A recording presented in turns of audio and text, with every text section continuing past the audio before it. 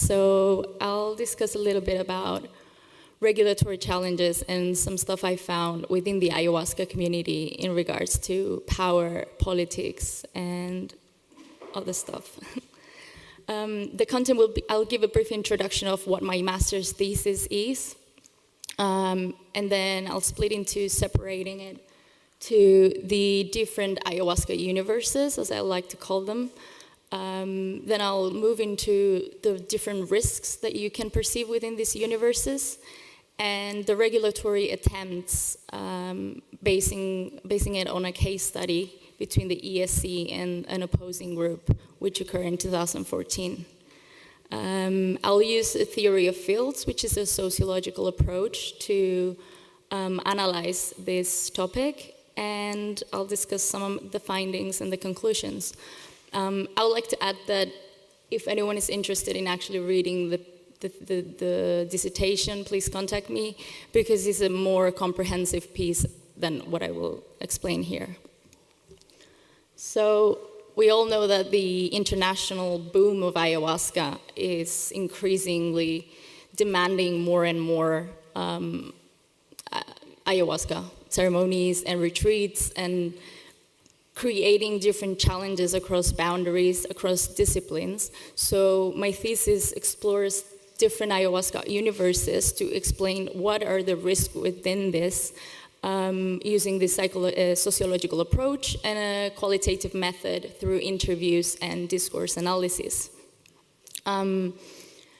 I will also mention that these political issues that I found underlying in the ayahuasca community prevent perhaps the fruits that the ayahuasca community can reap from what regulation can bring to the table. And I want to start by mentioning, when we hear the word regulation, we have this kind of weird feeling within us, right? Like, regulation, ayahuasca, this is something sacred, spiritual, do we really want to go there? But I just want to make a difference between regulation and prohibition. Regulation is not prohibition, it's not criminalization. Regulation would be a way to make it legal in an organized and standardized way. The ayahuasca universes. I've divided the kind of scene between the medical, the religious, the traditional shamanic, the neo-shamanic, the philosophical, and the psychoanalytic use. They all sit in the table of the legal aspect of ayahuasca. So all these different universes, say planets perhaps, sit in the legality universe, or the legal status, which then comprises a policy universe in itself.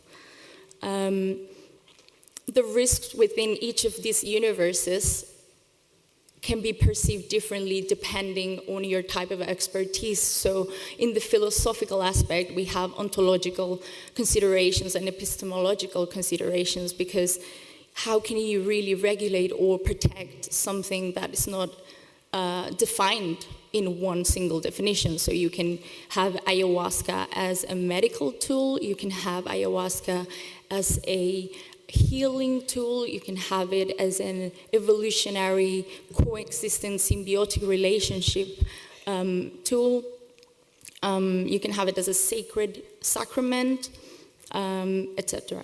So it takes us to think about, are these risks objective, or are these risks what an elite group of experts perceive as a risk? And this is where the controversy arises, and kind of the worms I'm going to open that has been shut for about 4 years. So some of the risks I found, and through my interviews, are depending on the expertise of each people. They will define whether the risk is unqualified experts claiming expertise. So you have now so many tourists going into Peru or Colombia or Brazil, or even just going into Holland, where ayahuasca is kind of legal under the religious umbrella. And claiming expertise from like shamans from one day to another. You have topics about what is good training, whether it is a year or whether it is in a neo-shamanic context, or whether it is a life course in a very traditional shamanic context. You have the risks of set and setting, regardless of what ceremonial universe you're taking. You have the risks of believing that ayahuasca is a magic pill that will cure all your issues, traumas, diseases. So people can come with a huge expectation and sometimes be a little bit kind of torn down when in the first ceremony they don't see anything, because as we all know, it requires a relationship with the medicine, it requires time, it requires building this with the medicine. On the other side, if we take the anthropological kind of defense of indigenous representation and anti-cultural appropriation, we have the risk of lack of education from foreigners to come with a romanticized idea of ayahuasca and kind of commercializing or appropriating this culture. We also have the risks of non-appropriate integration or having different, as I call it, hybridities of ayahuasca. So if you buy it online and you mix different ingredients, like what are the risks by doing it at home on your own, right? And hence the risk regulation approach that emerged from this is kind of like an information gathering, standard setting, and behavioral modification. So that's kind of the regulation definition I took, because you can find many of them, but this is something that relates to the case study. So here we come to the special part. So the case study was in 2014, there was an organization, an NGO called the Ethnobotanical Stewardship Council, which aimed to do the kind of risk regulation approach with information gathering through some dialogues and doing some research and some studies on the field. Then the standard setting, which would be kind of like having different methods to standardize the practices, how to ensure the safety of participants, how to ensure the sustainability of the vine, and most importantly, how to ensure the real fair remuneration to the local producers. So what is fair trade kind of style. And when I found this, I was kind of very impressed by something so well put together, until on the website a message popped up saying this organization was dissolved due to strong opposition. So I was like really curious, and I started investigating who this opposition was and why this occurred. I had no idea why, like what I was going to encounter. So as you see on the right side, there's a statement of critique towards the ESC by a group of around 60 or plus experts, including, I did a study of the kind of quantifying how many anthropologists belong to this group, and that was the majority. But there were some people from the medical and psychological realm that also participated in this signatories, as I call them. Their argument is that the ESC was taking a very imported idea of ayahuasca and how to sanitize it per se, and how to come to Peru and you couldn't impose this type of rules or standards because this is something sacred, as I mentioned before.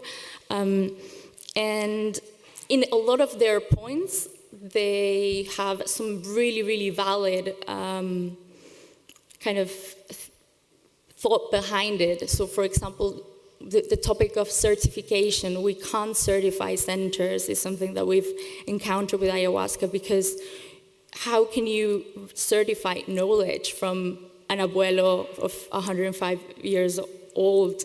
You know, it's a very, very delicate topic. So the opposition had some really interesting proposals, but so did the ESC. And what I found through interviews and through discourse analysis of the emails and communications between the episode of contention was that there's some influence of power of the influential people within this community that kind of forms the barriers of entry within this scene. So, as things are academic, I couldn't come to the London School of Economics where I did my master's and say, I wanted to read about ayahuasca. People were like, this girl's crazy, like spirituality, they wouldn't drop a cent on me. So I took a theory of fields to analyze the case. And what the theory of fields mainly has is strategic action fields that use collaboration or coercion to mobilize resources to get to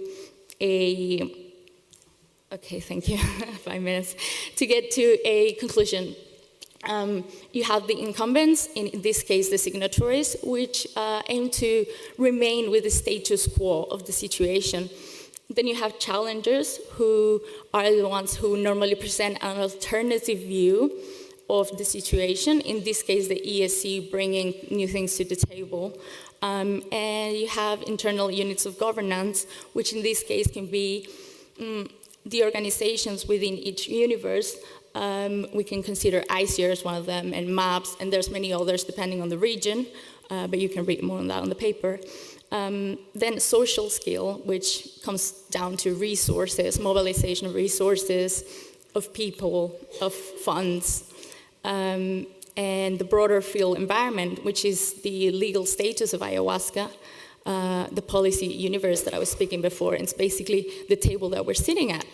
So then you have the exogenous shocks of mobilization, which in this case is the kind of the triggers of the episode of contention of the situation, when the ESC started getting funding, and it was perceived perhaps as a battle for grants, as you can say that. Then we have the episode of contention, which is a problematic between these two groups, and the settlement, which ended up in the dissolution of the ESC. Now, findings. It was really interesting to see the findings of the email evidence, of the interview evidence backed up by emails. And in here, I'm just going to show some of the emails evidence, because it's what I found a bit more shocking. So I've covered the names for confidentiality of the people who are involved in this, except for the founder of the ESC, who was the person kind of attacked directly in this battle. It's funny because you would think that when we come to ayahuasca, as you were mentioning, we would leave the ego out, and you encounter, kind of a spiritual ego per se when it comes to stuff like this.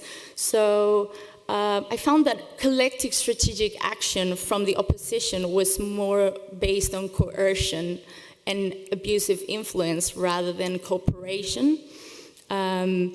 It was kind of called the stupendous delusion of the ESC, the language it was using. It was very person targeting. And by the way, I'm not taking any sides here. I'm just trying to, analyzing from a neutral point of view. But if you see in purple the threads, I'm just going to read it because I don't think it's very visible. So here's my personal bottom line. I get loads of high-profile media all the time. ABC, CNN, New York Times, Fox, hundreds of other outlets. And I currently getting a global high-profile media on ayahuasca due to the publication of my book, blah, blah, blah. I am sharpening my verbal machete right now. Dozens more pieces of media are currently being lined up. I consider the ESC being a demeaning outrage, etc. You can read more about it, but this leads you to think, wow, if we really want to enter the ayahuasca community from a good intention or from trying to help or whatever the discipline you're coming from is this showing that there's some kind of barriers of entry to enter this? Is this showing that perhaps this is kind of resembling like a monopoly within the ayahuasca community? And then I only found this piece literally when I was putting this presentation down. I hadn't seen it when I wrote my thesis or anything.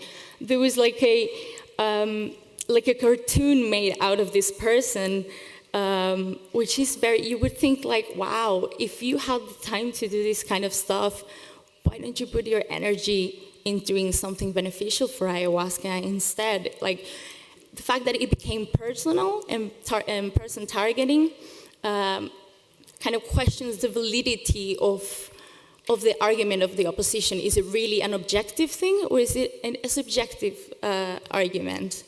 Then, kind of wrapping it up with a theory, I conclude that there was a battle of ideologies. You have the kind of risk regulation side of things through behavioral setting, standard setting and behavioral modification. And then you have the kind of indigenous representation claim on the other side against this type of approach. One second. But what really I want you guys to think is the exertion of power and status and influence within the ayahuasca community, mobilize resources and influence through thought to get this piece of signatures and to get this organization dissolved, non-existent anymore since then.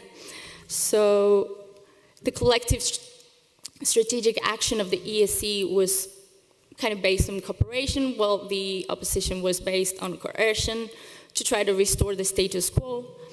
And why is this relevant? Well, because risks and issue persist.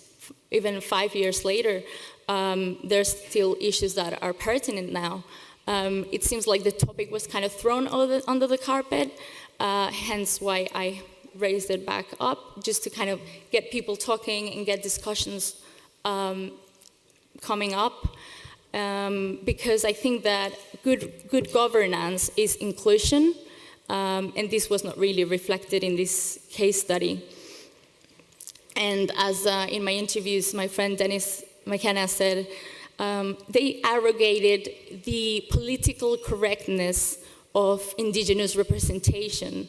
So did they ask the indigenous people whether they wanted to be represented by them? Or are they guilty of their own criticism by imposing this kind of, we are better suited to represent because we're anthropologists majority, or whatever the case may be. So it's kind of something to think about. And lastly, we want to drive this awareness and this beneficial potential of ayahuasca internationally, but yet we want to leave it static and remain untouched, like in its context in the Amazon. But it's not possible anymore. The genie is out of the bottle and you can't put it back in. Lastly, I want to encourage you to bring people to this ayahuasca community, but with one condition, and that is to leave the ego out the door. Thank you.